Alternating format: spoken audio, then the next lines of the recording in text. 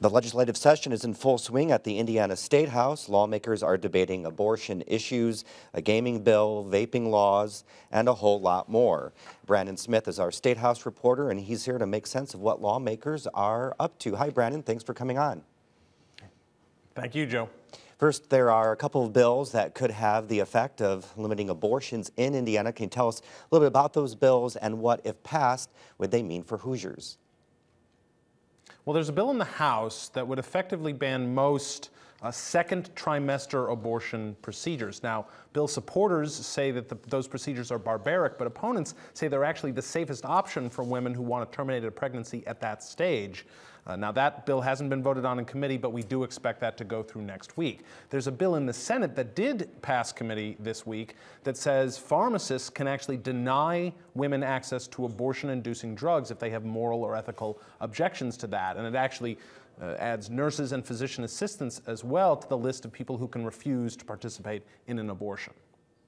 So now there's a gaming bill that has been working its way through the Statehouse, but there was a wrinkle this week that doesn't sit well with some folks. So that gaming bill does a lot of things, but two of the biggest are it would allow a Gary casino to move off of its waterfront location and inland into a more desirable spot. But the other thing it does is it takes a dormant license that's up there in Gary and it moves it to Terre Haute, which has been in the works for a few years now, at least in the Terre Haute area.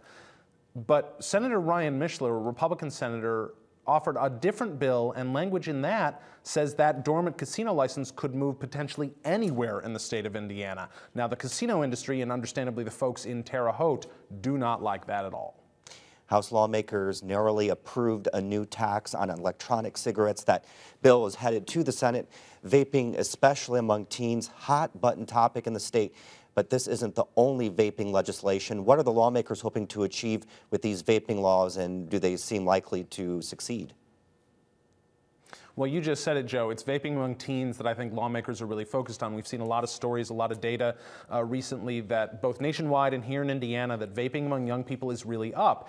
And supporters of that vaping tax bill also point to studies that say that if you raise the price on these sorts of things, it's going to keep some people from starting to use them at all. So that's what's behind that, though the vaping tax still has an uncertain future. There's another piece of vaping legislation that actually repeals some state regulations on the liquids used in those products, but that's because federal law now preempts them.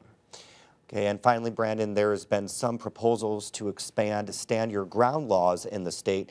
Does this seem like an issue lawmakers are eager to take up?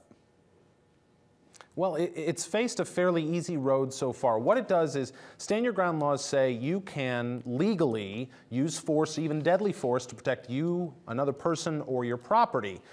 That only applies, however, to criminal court. What this bill would do was expand that to civil court. Basically, what lawmakers are trying to do is prevent criminals from suing people who injure them. All right, Brandon, thank you very much. Thank you, Joe.